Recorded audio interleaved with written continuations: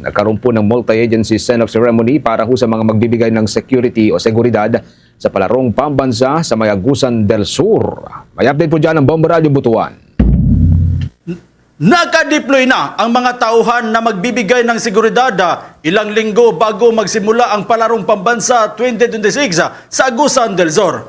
Ito ay matapos ang matagumpay na multi-agency send-off ceremony kahapon na nagpakita ng mahigpit na koordinasyon upang maging ligtas, maayos at matagumpay ang nalalapit na sporting event. Ayon kay Police Colonel Yaya Bustamante Yusuf, Provincial Director ng Agusan del Sur Police Provincial Office, wala silang nakikitang kakulangan sa pagbibigay ng seguridad, lalo na't mula pa nang ma-award sa Agusan del Sur ang pag-host ng Palarong Pambansa 2026 ay may serye na ng mga pagpupulong para sa paghanda sa seguridad.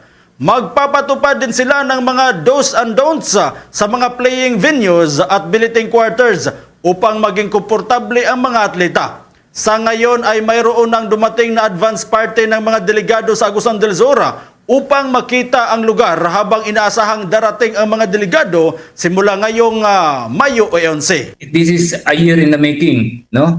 Since na-grant po yung bid na reward po, na award, ang Palarong Pambansa sa Agusan del Sur, from that day on po, nagkaroon na kami ng series of meeting para sa aming security preparation for this big event. So, kahapon lang po, nagkaroon na po ng send-off ceremony. The event will start tomorrow. The ADS-PPO, sir, is prepared to render the security for our athletes, sir. We have been encouraging community, no? Dahil palagi po nating pinapaalala sa kanila that we are the host, we will be receiving visitors.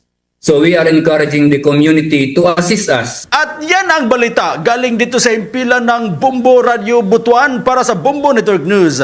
Ito si Bombo Rulan Hania nag-uulat. And this is Bombo Radio Philippines, the number one.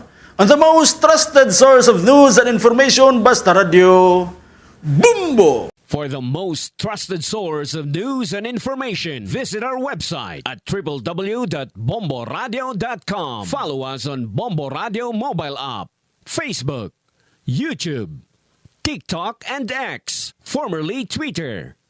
Like, share, and stay connected. Anytime, anywhere.